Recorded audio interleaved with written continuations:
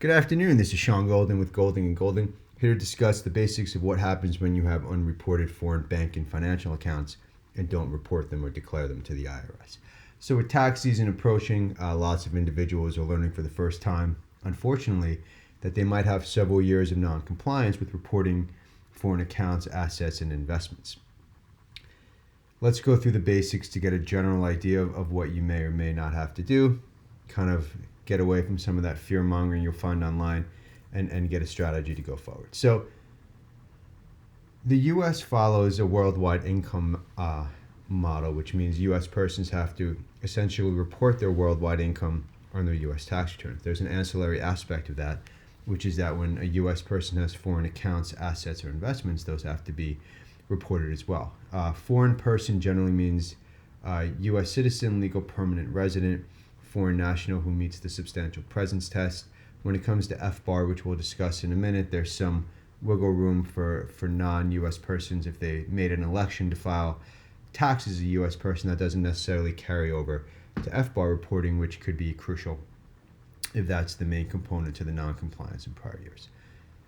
When it comes to the different types of accounts, they're all pretty much reportable one way or another. You've got bank accounts, investment accounts, stock accounts, mutual fund accounts, C-Corp accounts, life insurance, pension.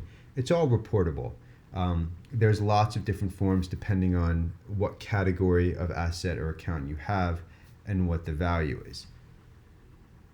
There's different reporting thresholds. For example, the FBAR threshold is $10,000. The PFIC threshold is basically no threshold unless for people who are below 25,000 or 50,000 married filing joint, they may be able to avoid reporting if there's no excess distributions. FATCA starts at 50,000 and goes all the way up to 600,000 depending on the country of the person reporting. Is it the U.S. or is it a foreign country? And is it married or married filing joint or married filing separate single? Couple of common misconceptions that we've been doing this for a long time. So a lot of misconceptions around foreign reporting. Here's some of the most important ones we find that are common. Let's say you're a U.S. person because you're a legal permanent resident. You've been a permanent resident since 2016. Maybe you've had these accounts from 1990. Okay. In 2016, 17, 18, 19, 20, when you have to report your foreign bank and financial accounts, it's a snapshot of everything you have at that time. In other words, just because you had some accounts that were opened before you came to the U.S., those are still reportable. Another common misconception is if the account doesn't generate any income, then it's not reportable. That's absolutely false. Reporting and income/tax are two entirely separate issues.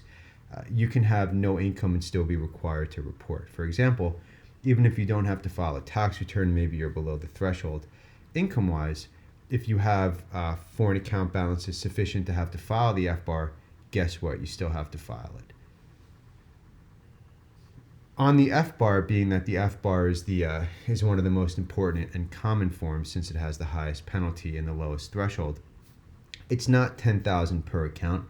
It's if a person has an annual aggregate total that exceeds more than $10,000 on any given day of the year. It could be one person with $8 million in their account. It could be another person with 7 accounts that have $1,500 in them. That adds up, right? So that would be what, $10,500. You'd have to report all 7 accounts, dormant accounts, inactive accounts. If they're still open, they're supposed to be reportable. What do you do if you can't get the account information? Do your best. If you know the institution, identify the institution on the FBAR, whichever form you're filing.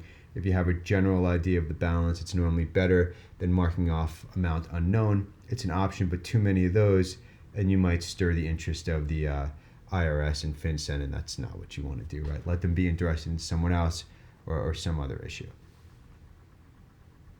What are some of the common forms? Let's go through some of the basic ones. You got the FBAR, otherwise known as FinCEN Form 114. FinCEN refers to Financial Crimes Enforcement Network. The FBAR has most of the time little or nothing to do with crimes. You've got FATCA, which is the Foreign Account Tax Compliance Act for individuals and others. It's Form 8938. It's filed along with your tax return. Form 3520 is used to report foreign gifts and trust distributions. If it's associated with a foreign account, there may be some account reporting ancillary to that. Form 3520A is used to report foreign trusts. 5471 and 5472 is for certain corporations. 8865 partnerships. 8621 passive foreign investment companies. So what do you do if you're not compliant? You have lots of options available to you depending on whether you're willful or non-willful. There's a voluntary disclosure program, VDP, which is for people who are willful.